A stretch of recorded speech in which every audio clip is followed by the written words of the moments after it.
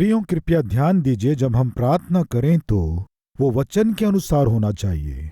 वचन के अनुसार ना होकर यदि आप प्रार्थना करें या रोएं, चिल्लाएं या चीखें, अपना सर फोड़ें, जोर जोर से ताली बजाएं या कुछ भी कर लें, उस प्रार्थना का उत्तर नहीं मिलेगा।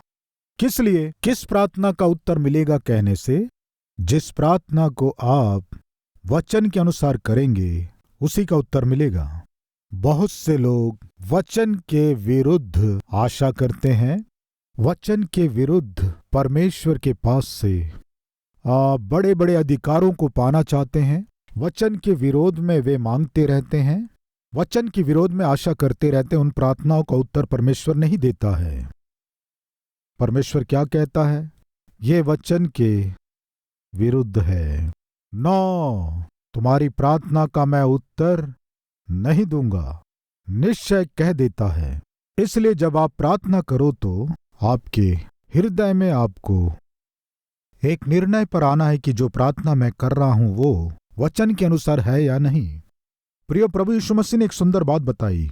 यूहन्ना का सुसमाचार 15 अध्याय 7वां वचन, यदि तुम मुझ में बने रहो और मेरा क्या है, मेरा वचन तुम में, तुम्हारे हृदयों में मेरा वचन यदि होगा तो तुम जो मांगना चाहते हो उसे मांग लो, उसे मैं तुम्हें दूंगा कहा है। इसलिए आधा वचन पढ़ना ठीक नहीं है। आधा पढ़ के उसके बाद प्रार्थना करना ये ठीक नहीं है। बहुतों की एक बड़ी समस्या क्या है जानते हैं? इस बाइबल को पूरी रीति से समझे नहीं हैं। विभिन्न प्रकार के पुस्तकों को पढ़कर, उनकी इनकी कही बातें सुनकर, इनको और उनको देखकर, यही परमेश्वर की इच्छा है। मूर्खतापूर्वक सोचने वाले, जो मन और आत्मिक रूप से परिपक्व नहीं है, बहुत से लोग हैं। आप जो प्रार्थना कर रहे हैं वो वचन के अनुसार होना है तो आपको वचन की जानकारी होना है।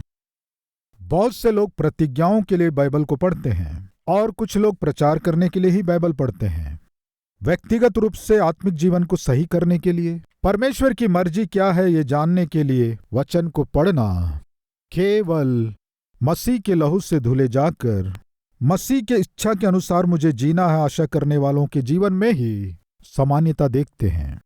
तब परमेश्वर क्या कह रहे हैं कि मेरा वचन तुम्हारे हृदय में होगा तो हृदय में जो भरा हुआ है वही मुंह से निकलेगा। अभी आपके हृदय में वचन है, समझो, आपके मुंह से क्या निकलेगा? हृदय में रहने वाले वचन के अनुसार ही आपकी इच्छाएं होंगी।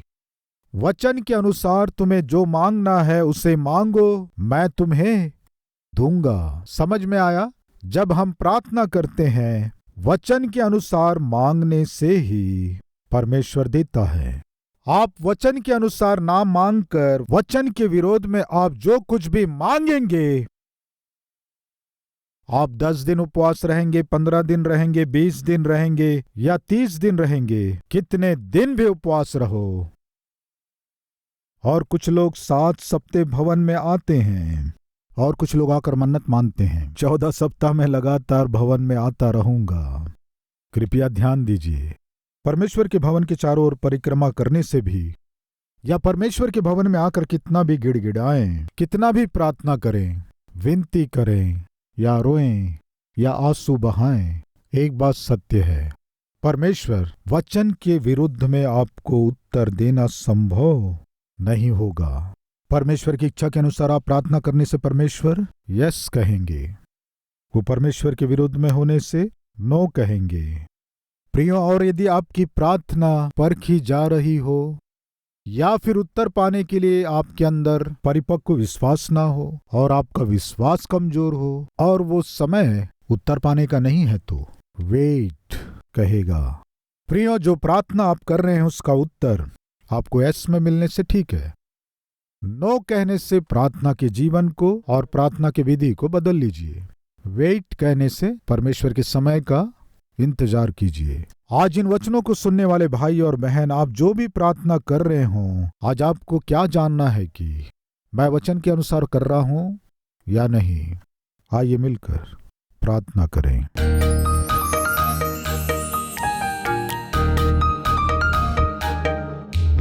पवित्र परमेश्वर पिता, आपकी इच्छा के विरोध में यदि हम मांगे तो वो हमें और भी निराश करेगा। इसलिए अब से हम आपकी इच्छा के अनुसार प्रार्थना करके उत्तर पाकर एक धन्य जीवन जी सके, ऐसा सौभाग्य दीजिए। जितने लोग पिता आपकी इच्छा के अनुसार प्रार्थना कर रहे हैं, उनको आप उत्तर यस कह के देते हैं, या फिर इंतजार करो, आशा रखो उत्तम उत्तर को।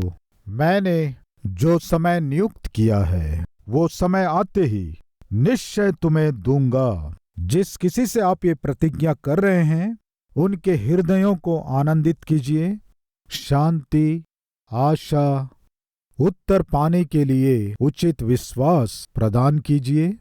पिता, जितने इस प्रार्थना में सहभागी हुए हैं, हर एक को आपके वचन के अनुसार, आपकी इच्छा के अनुसार प्रार्थना करने वाले योद्धाओं के समान तैयार कीजिए। यीशु मसीह के नाम से मांगते हैं पिता, आमीन।